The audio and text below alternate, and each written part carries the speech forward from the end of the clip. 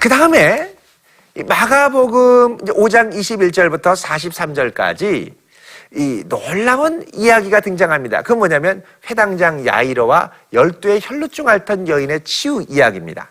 자, 이 이야기를 보면 야이로의 요청으로 예수님이 고치러 가다가 12의 혈루증 앓던 여인을 만나서 고치시고 다시 야이로로 가지요. A, B, A, B 다시. 샌드위치입니다. 자, 이런 샌드위치. 자, 그럼 이것이 말하려고 하는 핵심적인 관통하는 주제가 무엇이냐? 그것은 바로 제자도에 있어서 핵심적인 부분인 믿음의 요소입니다. 보겠습니다. 자, 이에 그와 함께 가실새 큰 무리가 따라가며 애워싸 밀더라. 자, 예수님이 다시 가다라 지방에서 갈릴리 지역으로 오니까 많은 사람들이 예수님을 기다리면서 막 따라다니죠. 무리가 등장합니다. 마가복음은 무리와 제자를 구분합니다. 예수님 좋아서 따르기는 하지만 제자는 환난과 어려움이 있어도 따르는 자들이고, 이 무리는 가시덤불이 있으면 그만 더 이상 자라지 못하고 쓰러지는 자들이죠. 그런데 여기에 회당장 야이로가 등장합니다. 여러분, 회당장이라는 건 그 당시에 유대인의 신앙 공동체의 중심인 회당의 업무, 안식일 예배나 또 회당을 청소하고 정결하게 하고 또 성경 사본을 관리하는 이런 여러 가지 업무들을 관장하는 사람이었습니다. 회당의 크기에 따라 한 사람이 될 수도 있고 여러 명이 있을 수도 있었습니다. 자, 그런데 이 회당장의 딸 병들어 죽게 되었습니다. 그래서 사람들이 많이 모인 이 틈바구니 가운데 예수님을 찾아가서 고쳐달라고 부탁을 합니다. 회당장 야이로가 예수님을 보고서는 엎드려서 간곡히 구합니다. 주님, 제 어린 딸이 죽게 됐으니 손을 얹으셔서 구원을 받아 살아나게 해주십시오. 자, 회당장의 믿음은 어떻습니까? 손 얹어서 낫게 해주십시오. 그렇습니다. 그런데 이 회당장보다 훨씬 믿음이 좋은 여인이 등장하는데 바로 25절부터 나오는 12회를 혈루증으로 알아온 여인이었습니다. 자, 여러분, 혈루증이라는 것은 계속 몸에서 하혈이 일어나서 너무너무 고통스러운 병입니다. 이게 1, 2년이 아니라 12년간 계속 하혈이 일어났다는 건 정말 피를 말리는 너무너무 힘든 상태에 있는 것을 말하고 있죠. 자, 이 여인이 예수님의 소문을 듣고 다가갑니다. 예수님을 보고 내가 그의 옷에만 손을 대어도 구원을 받으리라. 무엇만 해도요? 옷에만 손을 대도. 자, 회당장은 뭐라고 그랬습니까? 주님 오셔서 손을 얹어주시면 구원을 받겠습니다. 근데 이 여인은 손만 대어도 구원을 받을 것이다. 이 믿음이 있는 것이죠.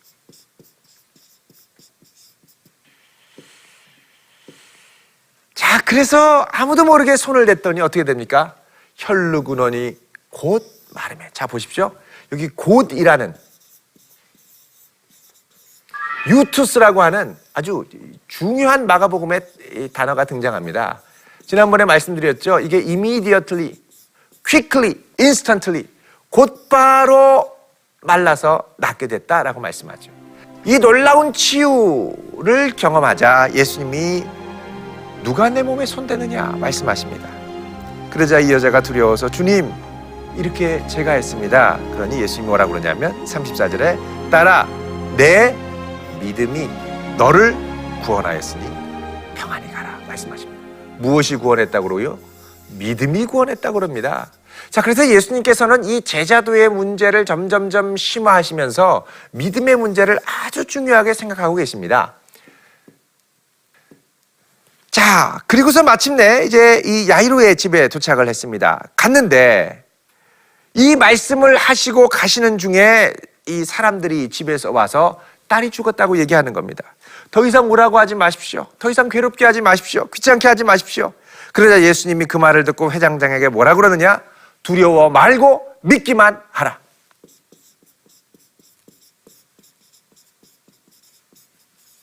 어떤 분은 그러죠. 믿기만 해서 무슨 소용입니까? 무슨 일이 일어납니까? 뭘 좀 해야죠. 해봐야죠. 근데 이 죽음은요, 우리가 뭘 동원해도 어떻게 할 수가 없는 상황입니다. 우리의 힘으로 아무것도 할 수 없을 때 우리가 할 수 있는 유일한 희망과 능력, 믿기만 하는 것입니다. 믿기만 하십시오. 자, 예수님께서 요구하시는 믿음의 수준이 커집니다. 자, 처음에는 회당장이 어떻게 합니까? 손 얹어 주십시오. 자, 혈루증 앓던 여인 손에 닿기만 해도 나으리라. 그저 예수님께서 어떻게 하십니까? 믿기만 해라.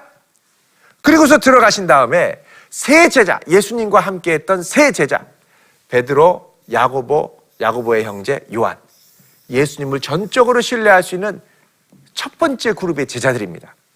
이들 외에는 아무도 따라옴을 허락하지 않고 정말 믿는 자들만 들여보내시고 얘기하십니다. 자, 회당장에 들어가는데 사람들이 울고 곡하고 죽었다고 아이고 하지요. 그러나 예수님께서 들어가셔서 뭐라고 하십니까? 어찌하여 떠들며 우느냐? 아이가 죽은 게 아니라 잔다 라고 말씀하십니다. 잔다. 믿음으로 선포하시는 거죠. 영적인 실상, 실제로 어떤 상태인지를 예수님이 정확하게 보고 진단하셨습니다. 그러자 이 말을 듣고 사람들은 어떻게 하느냐? 40절에 보면 그들이 예수님을 비웃더라. 믿음이 없으면 비웃게 됩니다. 제자는 믿음으로 갈 때 이 비웃음을 항상 직면할 각오를 해야 됩니다. 자, 그리고서 예수님께서 아이 있는 곳에 들어가시죠. 그리고 울고 비웃던 사람들을 다 내쫓으십니다. 41절에 그 소녀의 손을 잡고 말씀하십니다. 달리다 쿰. 자, 쿰 하면 아람어로 일어나라 이런 말입니다. 일어나라. 달리타 소녀야 내가 내게 말하노니 일어나라 말씀하시죠. 그러자 소녀가 놀랍게 일어납니다. 다들 크게 놀라고 감사하죠. 그리고선 예수님께서 이 소녀를 고치는 사역을 마무리하십니다. 자, 이런 놀라운 기적의 사역 다음에 예수님께서 이제 6장에 가면 거기를 떠나서 어디로 가시냐면 고향으로 가십니다. 가시니까 제자들도 따릅니다. 자, 이제 예수님께서 제자들을 고향으로 데려가시는데 그냥 혼자 가시는 게 아니라 이유가 있습니다. 무엇일까요? 보겠습니다. 자, 예수님이 안식일에 대해서 고향 회당, 나사렛 회당에서 가르치십니다. 자, 예수님 계셨던 가버나움에서 보통 나사렛까지 가는 데는 한 40km 정도가 떨어진 나사렛은 산악지역입니다. 자, 이곳으로 가가지고 산을 올라서 이제 가셨는데, 자, 갔더니 많은 사람들이 예수님이 하셨던 이야기를, 말씀을 듣고 놀랍니다. 이 사람이 어디서 이런 것을 얻었느냐? 그 지혜, 권능, 어찌됨이냐? 자, 어찌됨이냐? 이 말을 신기해한다는 겁니다. 왜 그러냐? 이 예수를 어릴 때부터 알았기 때문에 그렇습니다. 자, 이 사람이 마리아의 아들 목수가 아니냐? 그 야고보, 요셉, 유다, 시몬의 형제. 자, 예수님의 형제는 여전히 나사렛에 살고 있었고 그 누이들이 우리와 함께 있지 않느냐? 하고 예수를 뭐합니까? 배척하더라. 자, 예수님을 안다고 착각했던 사람들입니다. 뭘로 알았습니까? 어릴 때 봤던 이웃 사촌.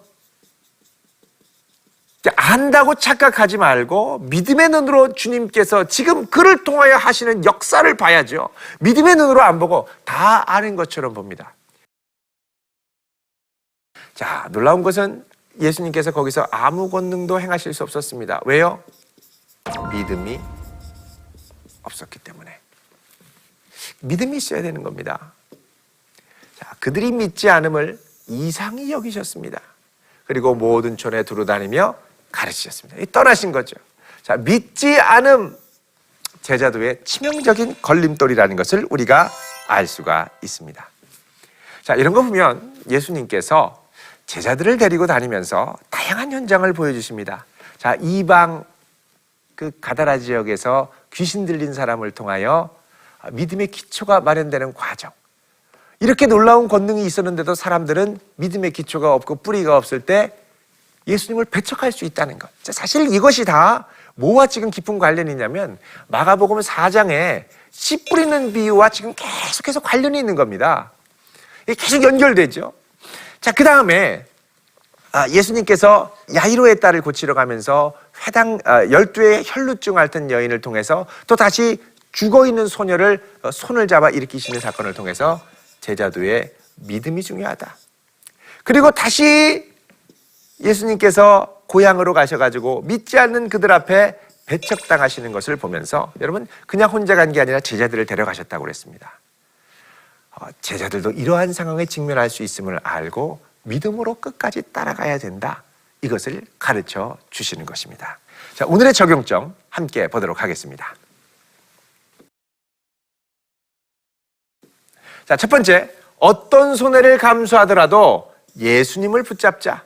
예수님 따르는 것 항상 이익만 있는 것이 아닙니다. 손해도 있고 박해도 있고 착각도 있고 혼신의 힘을 다 기울여서 내 모든 걸 쏟아주었는데 떠나주세요.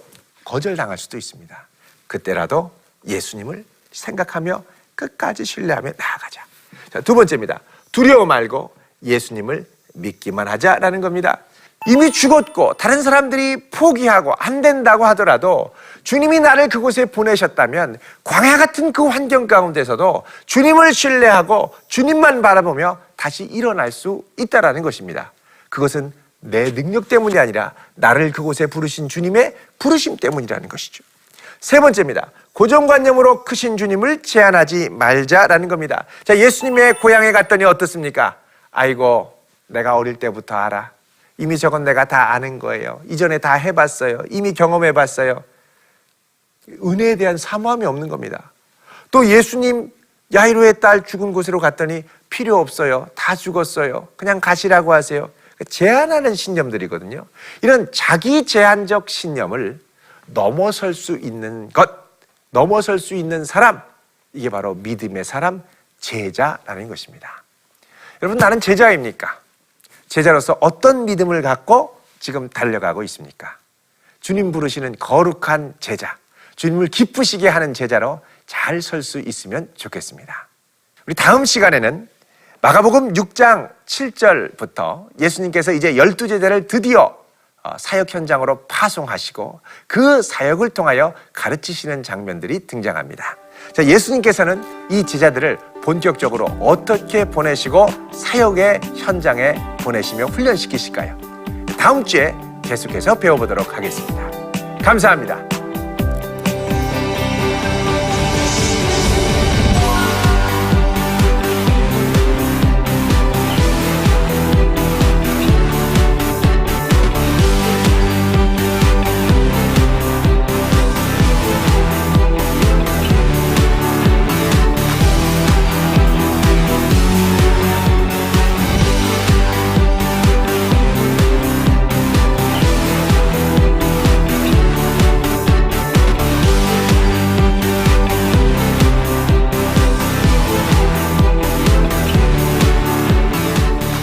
이 프로그램은 시청자 여러분의 소중한 후원으로 제작됩니다.